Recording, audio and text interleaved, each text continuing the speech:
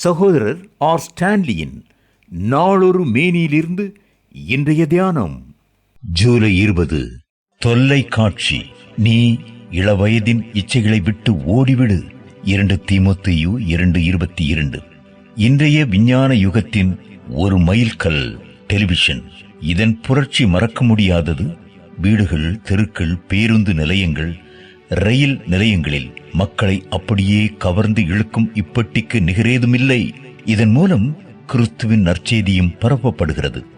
ஆனால் அதே வேளையில் இதை ஒரு விக்கிரகம் என்றும் வீட்டிற்குள்ளேயே புகுந்துவிட்ட திரையரங்கு என்றும் கண்டனம் செய்வாரும் உண்டு. டிவி பார்க்கலாமா கூடாதா என்பது பலர் மனதில் உள்ள ஒரு கேள்வி. நான் மாணவனாயிருந்த போது வானொலி பெட்டியையே சில பிரசங்கிமார் கண்டனம் செய்துள்ளார்கள். ஆனால் நாளடைவில் ஏறத்தாழ எல்லோருமே ஒரு டிரான்சிஸ்டர் வைக்க ஆரம்பித்து விட்டதால் அது அங்கீகரிக்கப்பட்டு விட்டது. நற்செய்தி பணிக்கு அது இப்போது எவ்வளவாய் பயன்படுகிறது என நாம் அனைவரும் அறிவோம். டெலிவிஷனும் அப்படித்தான் ஆகிவிட்டது.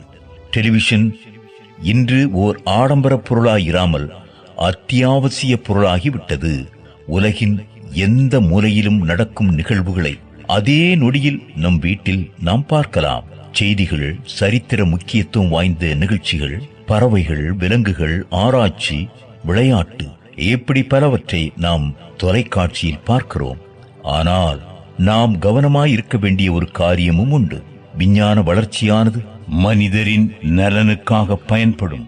அதே வேளையில் பிசாசானவன் அதையே மனிதனை கெடுக்கவும் அழிக்கவும் பயன்படுத்துவார். யோவான் 10:10.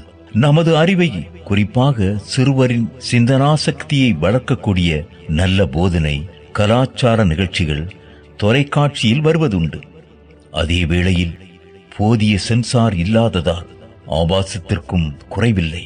சமீபத்தில் நடந்த ஒரு கருத்து கணிப்பில் ஒருவர் எப்படி இறக்கிறார் என்று சிறுவர்களிடம் கேட்டபோது துப்பாக்கியால் சுடப்படுவதால் அல்லது விபத்துக்களினால் என்றார்களாம். இயற்கை மரணங்கள் சிறுவருக்கு தெரியாத அளவு டெலிவிஷன் இவர்களை பாதித்துள்ளது. டெலிவிஷன் நமது நேரத்தை திருடும். ஆகவே ஒழுங்கும் தன்னடக்கமும் டெலிவிஷன் தீங்குகளில் இருந்து நம்மை காக்கும்.